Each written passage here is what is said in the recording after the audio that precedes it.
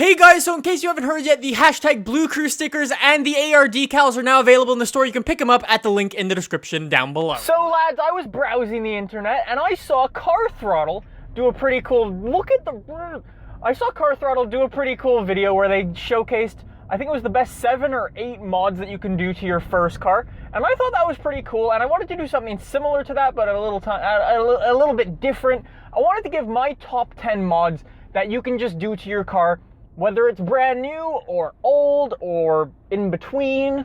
And I thought I would just share some insight, and I got a list. That's how prepared I am. I actually did a thing. Anyway, so before I get into this, I wanted to mention that it's not just like how to make your car faster by throwing money at your engine.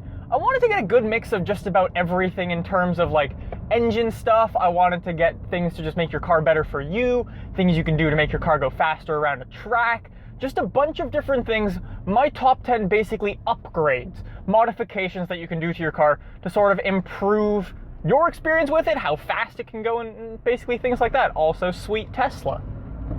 Love a good Tesla. I cannot wait until I get mine. I am so excited.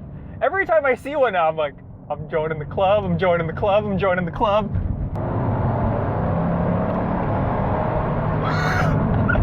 I don't know if you can hear that on camera, but the turbo noises this car makes is just, I have a friend. I have a friend. I don't know if you can see it. It's a Legacy. It's a Spec B Legacy with 2 enormous exhausts. Can I get him on film? Oh my God, that thing is so cool. No, he gave me the little Subaru thing. Oh, yeah. Oh, that was my first Subaru interaction with someone. I approve. Okay, can I get into this video, please? All right. Anyway, so let's start it off with some basic mods. Basically, I wanted to start it off with basically the Mac Daddy of mods, the thing everyone goes to when they get a new car, a catback exhaust. Always a good one. Catback exhaust is good for a couple reasons. One, it's loud and you can be annoying to all of your neighbors, so that's always good. You can actually make your car faster if you get one that's not shit, so that's good. You can actually get some sweet horsepower gains and some things like that, so that's always good. You can also make your car very illegal by doing exhaust stuff. I would recommend, however, catback exhaust. You can go crazy with and go like turbo back and just go crazy things and have your car shooting flames out of the exhaust. If it was me, I'm not the person who's gonna go horsepower crazy. I would just go for like basic catback exhaust. You can't really go wrong with that.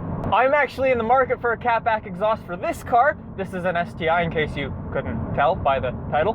I'm looking for a catback exhaust for this car. I want one that's quad exhaust and not stupid noisy and maybe gives some horsepower. I'm not, well, we'll see what happens. I'll probably do something like that over the summer at some point, but we'll see. I'll keep you guys updated. Anyways, one of the other things I'm looking at doing for this car is an air intake. For this particular car on Subaru, you can get sweet air intakes that make your car have incredible blow-off noises, and you can get some really cool stuff.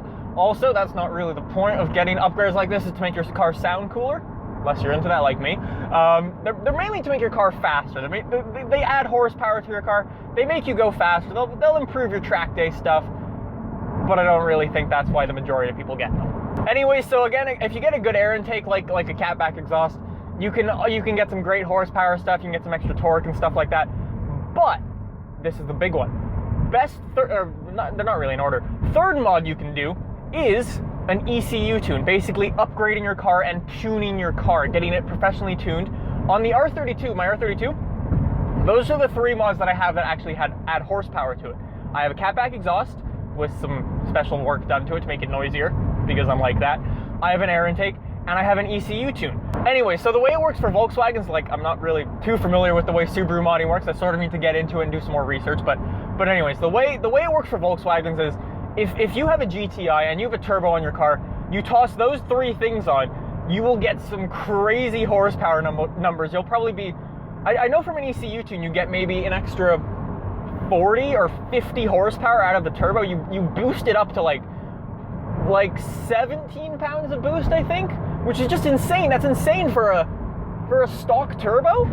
17 pounds of boost in a little GTI is incredible. You can get some crazy horsepower stuff if you got ECU, air intake, and a catback exhaust. and your car will sound great.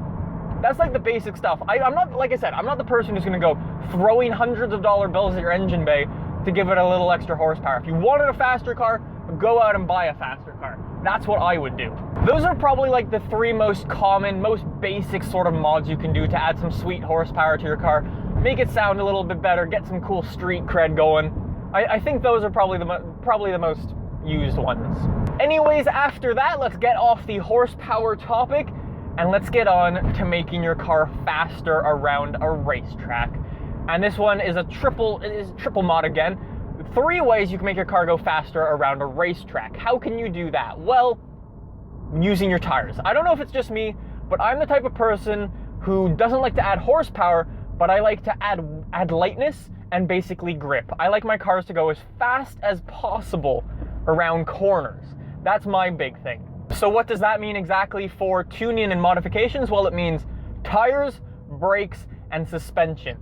Those 3 things working in harmony together can improve your tracking stuff so much better. So let's jump into those each individually. Well, first of all, better rubber. The stuff that's actually touching the ground on your car is that rubber, so if you've got good ones, you'll get a lot better grip. You can also go wider, you can play around with the compounds a little bit, and you can just get better tires overall. You'll have so much more grip, and you can go so much faster around corners. That's the main one. After that is brakes, the next big one. Basically, your stopping power before you actually get to the corner. How quickly are you going to get around? It sort of depends on your brakes, really. It will slow you down faster. It's actually a lot safer as well, so there's that. Anyways, brakes are a big one for me. I really want to get some new brakes for the R32. This one, the STi already has sweet Brembo brakes, so I don't need any new ones for that. But a big boy brake kit, always a good idea to stop your car a little bit quicker. Great mod there. Anyways, the third one is suspension and lowering your car. This will make it look cooler and actually handle better if you go out and spend the extra money. So there are 2 ways of lowering your car, let's say.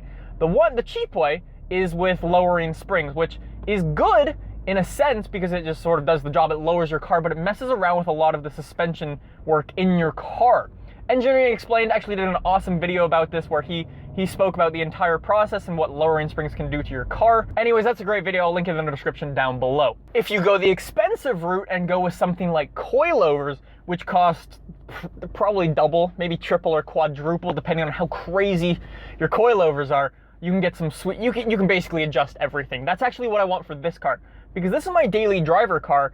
I'm gonna be driving this basically every day, and I'm in Canada, so that includes days like today where it's really nice out and days when it's full of snow.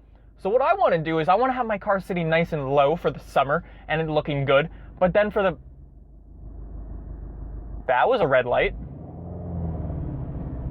Why did I choose to come downtown on a weekend? There's so many people around, it's unbelievable. This was a little dumb. Anyways, the way what was I saying? I don't remember. Okay, no, that's it. Screw this, I'm leaving downtown. No, this was a dumb idea. I'm peacing out. I'm getting out of here. It's not cool. Anyways, before I was rudely interrupted by all the rude drivers of Montreal, all the brilliant drivers, obviously, yeah, I need this car to be good in the winter, so I want to raise it back up with coilovers. Coilovers are great because they're adjustable and everything like that. Great mod, it will get you around a track faster if you get the right ones again. Coilovers, thumbs up from me on that one. Also, another one I guess you can sort of include in that one is not one that will really make your car that much noticeably faster, but will sort of just make your car look a bit cooler, is your actual wheels, your rims, your mags, whatever you want to call them. It sort of adds something to your car. If you ever picked up a mag, a stock one off your car, they're probably really heavy. I know when I changed the wheels on this one, super heavy rims, and those are Enkei rims and everything like that, and they're heavy things. Anyway, so if you get some light ones, you can definitely get some nice weight reduction there. That's not really the point of them though. The point of them is just to look cool, and yeah. Again, you can sort of go wider with some bigger tires. Great time to do that, wheels and tires at the same time, always good. That sort of leads into my next point being just making your car look cooler in general. Things like HID headlights are a big modification that people do. You sort of have to match it to your car. Some cars don't fit with it very well, but others do perfectly and it looks great. It sort of depends on what car you have and if it works or not. Another thing that sort of just makes your car look cooler, what I'm doing with this particular car, is adding mud flaps. It works very well for this car. Another thing that I did is I debadged the back, which was pretty cool, and that went pretty well. Anyways, visual stuff, no matter how big or small, is just cool. I love doing visual stuff. Get your freaking windows tinted. Don't drive around in a fishbowl. That's always good as well. And yeah, just making your car look cooler. Always a good thing to do. You sort of have to judge it based on your car, so I can't be like, yeah, this works for all cars all the time. It's not really how that works for just making your car look cooler, but yeah. Anyway, so 2 more mods left. Number 9 is gonna be just something to add to your driving experience, especially if your car is a daily driver car, is just adding a new head unit. In this particular car, when I got it, the head unit in it was crap. It was awful and terrible, and it was no. So anyways, I went and got one. I picked one up that has navigation in it, Bluetooth in it, satellite radio in it.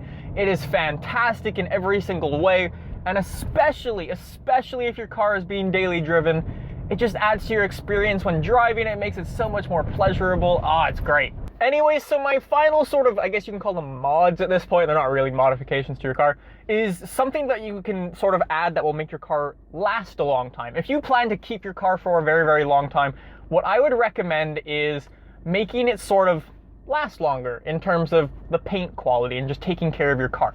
Take care of your car is a big one, so if you want to take care of the paint, do something like a clear bra, get the whole car wrapped, or get something like the OptiCoat, which I'm actually getting fitted to the R32. Once that is done, I will do a review on it and basically show you guys if it's worth it or not. After that, sort of just taking care of your car, do the maintenance, keep up to date with that stuff, and that should be good, hopefully. Anyways, with these little tips, mods, I guess you can call them, you can make your car less shit, so that's always good.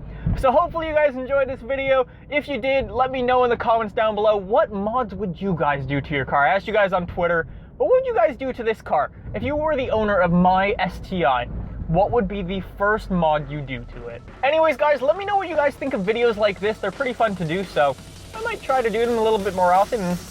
Yeah. Anyways, guys, let me know what you think. I'll see you guys in the next one.